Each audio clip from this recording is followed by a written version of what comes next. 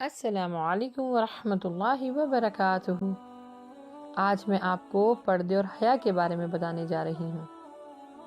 اس video کو زیادہ سے زیادہ شیئر کر کے اس کار خیر میں حصہ لیجیے اور اللہ سبحانہ و تعالیٰ سے اس کا اجر پائیں، آمین۔ اللہ سبحانہ و تعالیٰ نے انسان کو اشرف المخلوقات بنا کر فطری خوبیوں سے مالا مال کیا ہے۔ ان خوبیوں میں ایک بڑی خوبی ہے شرم و حیا۔ شرعی نقطہ نظر سے شرم و حیا اس صفت کو کہتے ہیں جس کی وجہ سے انسان برے اور ناپسندیدہ کاموں سے پرہیز کرتا ہے۔ دین اسلام نے حیا کی اہمیت کو خوب اجاگر کیا ہے تاکہ مومن با حیا بن کے معاشرے میں امن و سکون پھیلا سکے۔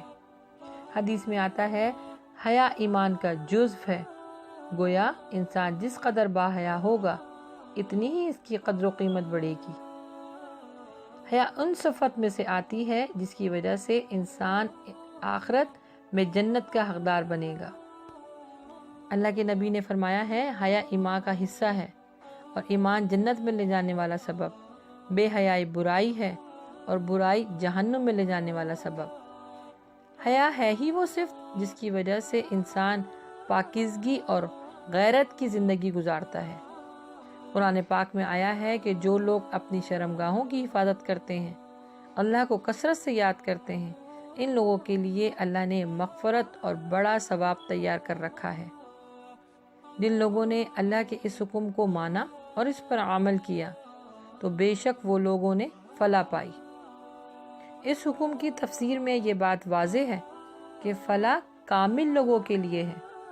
عربی زبان میں فلاح کہتے ہیں ایسی کامیابی کو جس کے بعد کوئی ناکامی نہیں ہے، ایسی خوشی کو جس کے بعد کوئی غمی نہیں ہے، اور ایسی عزت کو جس کے بعد کوئی ذلت نہیں ہے۔ اور فلاح پانے والوں کے لیے اللہ سبحانہ و تعالیٰ نے بہت انعام رکھے ہیں۔ جس طرح اسلام کی 5 بنیادی اراکین ہیں اور ان پر عمل کرنا ہم پر فرض ہے، بالکل اسی طرح مردوں کے لیے اپنی نگاہوں کی حفاظت کرنا اور عورتوں کو شرعی پردے کرنے کا حکم ملا ہے۔ یہ حکم فرض عین ہے۔ فرض عین وہ جو اللہ سبحانہ و تعالی ہم سے روز محشر پوچھے گا، نہ کرنے پر سخت عذاب اور وعیدیں ہیں۔ کیونکہ عورتوں کو اور مردوں کو اس کا حکم صرف اور صرف قرآن پاک میں دیا گیا ہے۔ تو آئیے آج سے ہم یہ سیکھنے کی کوشش کرتے ہیں کہ پردہ کسے کہتے ہیں اور کب سے ہمارے اوپر یہ فرض ہوا ہے۔ جب بچی بالغ ہو جاتی ہے تو اس پر پردہ فرض ہو جاتا ہے۔ جس طرح نماز میں اپنی سطر چھپانے کا حکم ہے، بالکل اسی طرح نامحرم کے سامنے جانے کا بھی حکم ہے کہ اپنی زینت یعنی اپنی حیت نامحرموں سے چھپاؤ۔ حدیث میں آیا ہے کہ جن عورتوں میں یہ 4 صفات پائی جائیں گی وہ جنتی ہوں گی، اور جن عورتوں میں یہ 4 برائیاں پائی جائیں گی وہ جہنمی ہوں گی۔ جنت میں جانے والی 4 عورتیں جو نہایت پاک دامن، اللہ کی اطاعت اور اپنے شوہر کی اطاعت کرتی ہوں گی، بہت زیادہ باحیا اور شوہر کی گھر میں موجود نہ ہونے کی وجہ سے اپنی عزت کی حفاظت کرتی ہوں گی، اپنے بچوں کی دینی تربیت کرتی ہوں گی اور صبر شکر سے زندگی گزار رہی ہوں گی۔ اور موسٹ امپورٹنٹ وہ یہ ہے کہ جو نامحرموں کی نگاہوں سے اپنے آپ کو بچاتی ہوں گی، ایسی عورتیں جنت میں جائیں گی۔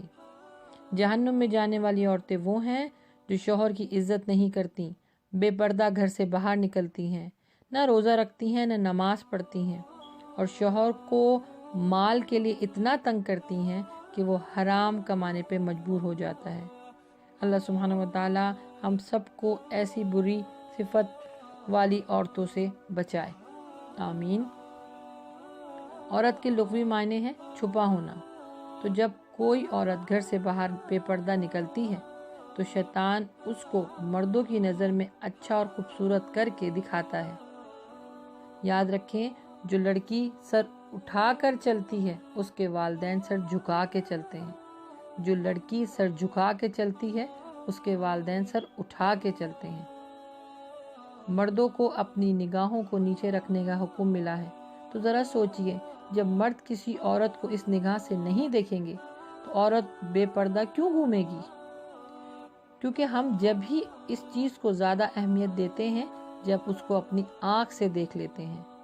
خدا را ذرا سوچئے کہ اگر ہم باپردہ ہو کر باہر نکلیں گے تو شیطان ہمارے پیچھے نہیں آئے گا، کیونکہ جب عورت گھر سے باہر نکلتی ہے تو شیطان اس کا تعاقب کرتا ہے، اور جب عورت گھر کے اندر رہتی ہے تو اللہ اس کے ساتھ ہوتا ہے۔ اللہ سبحانہ و تعالیٰ سے دعا ہے کہ ہم سب کو شرعی پردے کرنے کی توفیق عطا فرمائے اور ہم سے راضی ہو جا، جیسے اپنے نیک بندوں سے راضی ہوا۔